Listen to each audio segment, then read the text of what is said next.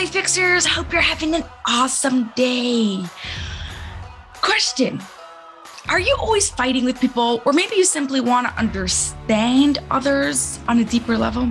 There is something that Marie threw in that I think can be or really should be elaborated more. And I think people should think about this a little more. But at the same time, I think people with a cognitive deficiency of considering another person's point of view has a really hard time doing this. So what Marie said was that even if you disagree with your partner, you still could listen and validate them. We speak about this a lot of sometimes, but we don't actually know how to do this. And I hope to be able to give you the answer right here.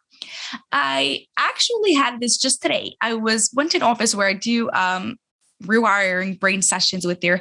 And while I was there, the boss was telling me that there's one employee who doesn't want to do, there's like a certain job she just doesn't want to do.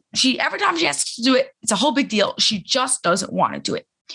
So I told her, I was like, go to her, talk to her, try to understand why she doesn't want to do it. Okay. So the boss, while I'm talking, she still gives me some sort of like, tell me, she's like, okay, so, I'll tell her not to do today, but like, we'll have to figure out something else in the long run. I was like, no. You are not solving the actual problem. What you need to do is you need to go to her, talk to her, just ask her questions, try to understand what's going on there. What's her thought process? Why does she have such a big deal doing this? Once you hear what's happening, then you could come up together with a solution of what do you think is going to be the best way possible. A little bit later, she sends me a message that she spoke to her. And the reason was simply because she didn't understand why she has to do it. What was the purpose? What was the bigger picture goal? Okay, I could do it once, I could do it twice, but like, why do I really, really have to do it? What's going to be the benefit of me actually being able to do this? Why? Simply by coming from an understanding place, she was able to explain it to her, and no problem, she was able to do it. So we want you to be able to be understanding of others, being able to understand your partner, being able to understand your children, being able to understand your coworkers, your clients, whoever else you're dealing with.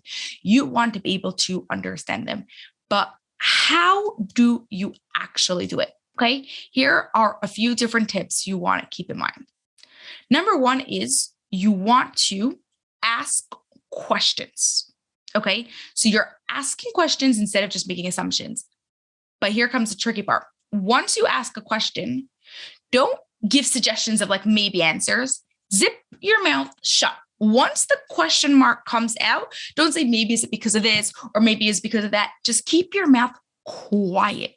Let the other person answer the question. So don't say, let's say, how are you feeling? And then say, oh, are you upset? Are you sad? Are you happy? No. How are you feeling? Quiet. Okay. So tip number one is ask questions. Tip number two is listen. And tip number three is ask more questions so that way they feel understood, together with statements that validate what you're saying without you agreeing. You don't have to agree, but you want to consider their point of view, right? That's where this cognitive function is. I hear you. I understand you. I feel for you. I get what you're saying. Whatever words is appropriate for that situation with the right tone of voice. Okay. So your challenge for today is next time you speak to someone, especially if it's a challenging conversation, make this even harder, then ask questions, zip your mouth shut, hear what they have to say, listen, ask even more questions, and make validating comments. And then once the person feels validated and is calmed down, then you could come up with a solution and either you agree with them or you don't.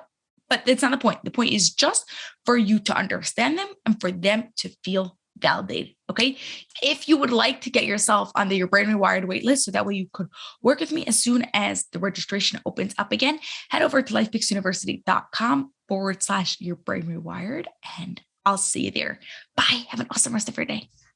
That's all for this episode of the Life Fix University podcast, but I have a huge favor to ask of you that will not only support the show, but will also help the people you love most. We are striving for 1 million downloads by the end of 2025, and we can't do this without your help. If you love this episode, please share it with 2 of your family and friends so they too can rewire their brains to have an extraordinary marriage. It was awesome spending time with you, and I'll see you on the next episode.